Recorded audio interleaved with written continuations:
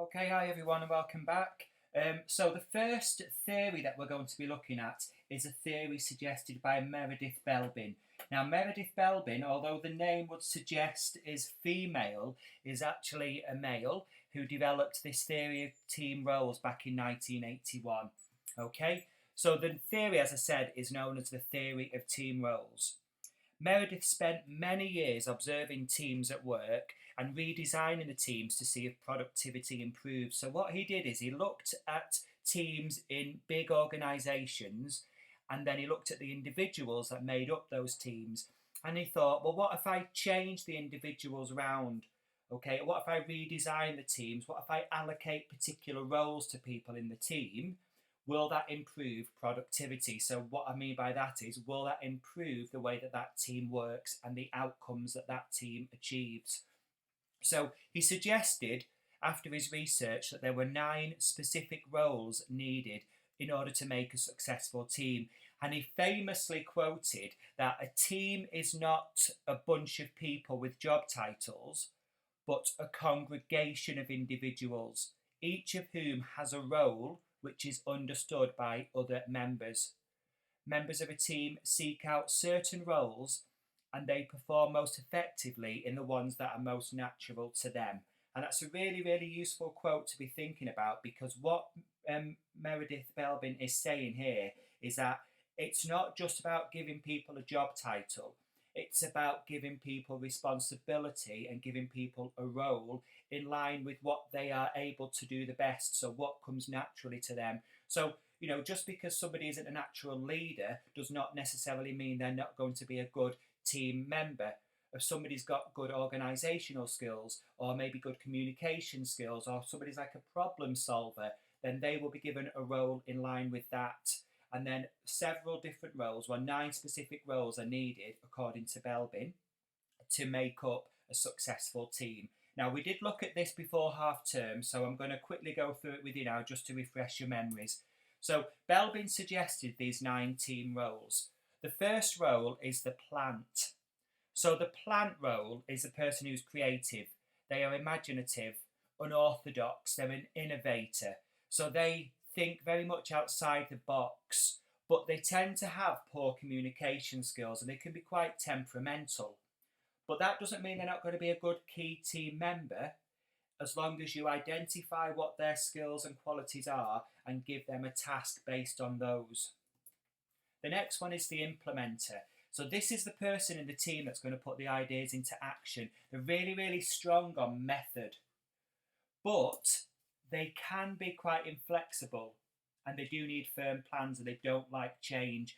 It's not necessarily a bad thing, not liking change, as long as you've got other members in the team who can manage change properly, then that way they can support each other. So then you've got your completer or your finisher, as Belbin suggested, and they attend to detail and they deliver on time. So they're going to be like the timekeeper, making sure that all the finer details, all the T's are dashed, all the I's are dotted. Yeah? Okay. So they can be quite introverted and they can be a worrier and they tend not to delegate and they don't like casual things. Okay. So your monitor and evaluator is the person who looks at things with a critical eye. So they critically analyse, they're very strategic and they look at all the options. They tend to lack drive and inspiration though, and they can put a dampener on morale because they are seen as a person who's being critical. It's not a bad thing to be critical. It all depends on the way that you deliver that critical analysis. But they can be seen as the one who comes along and says, oh no, this isn't going to work, that's going to work, we need to do this instead. They are monitoring, they are evaluating things, that is their role. And then you've got your resources investigator. So this person will have many contacts, they're very dynamic and they're the fixer. But they tend to lose interest quite easily and they do often need to be controlled. Okay, now you can stop this video at any time. I am aware that I'm going through it quite fast. So next we have the shaper. So this is a person who drives the team, they make things happen. They're very dynamic. and they can be very challenging. But they tend to get easily frustrated, be quite impulsive, quite impatient, and they need a focus. They need to know what they're shaping. They need to know what things need to happen. They need to know what they are driving. And it's understandable, because if you are there to do a particular task, you can become frustrated if the task falls off plan, because you're there to drive that task.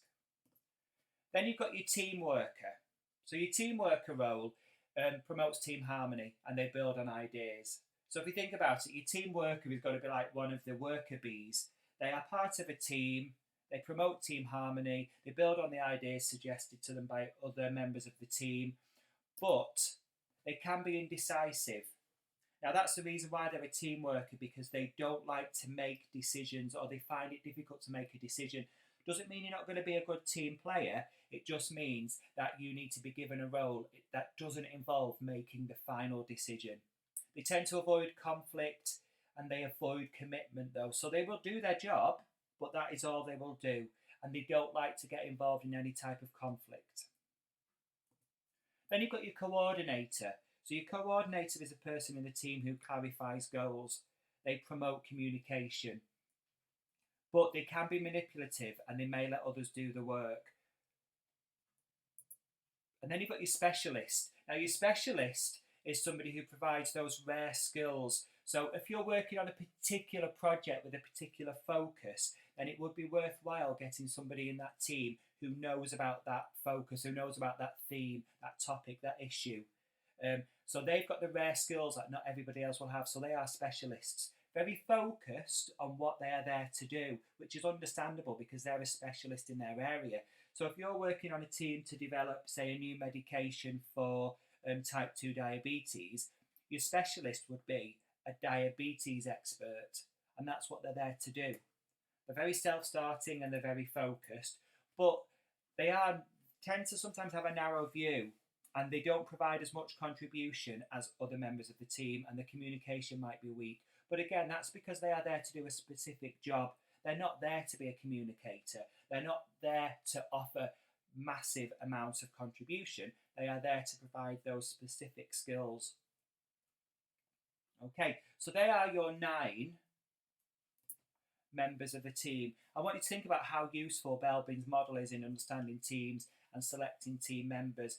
I want you to mention about Belbin's team roles in your essays as well, because once you decide on what change you want to implement, you then need to decide on who's going to be in your team and what the team members will do. So you need to be looking at your current workforce, identifying the different characters and the different personalities, and trying to match them with a role suggested by Belbin. And also think about, which team member are you?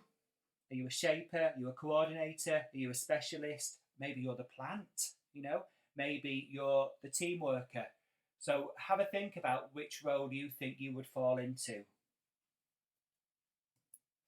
Now, to find out a bit more about Belbin's team role theory, have a look at this website. So what you need to do is open up the actual PowerPoint that I've put on Teams, and then click on the image below, and it takes you straight to a website. Now, I am going to be asking you some questions on this next week, so please make sure that you read it carefully. Like I said, you will be tested on it.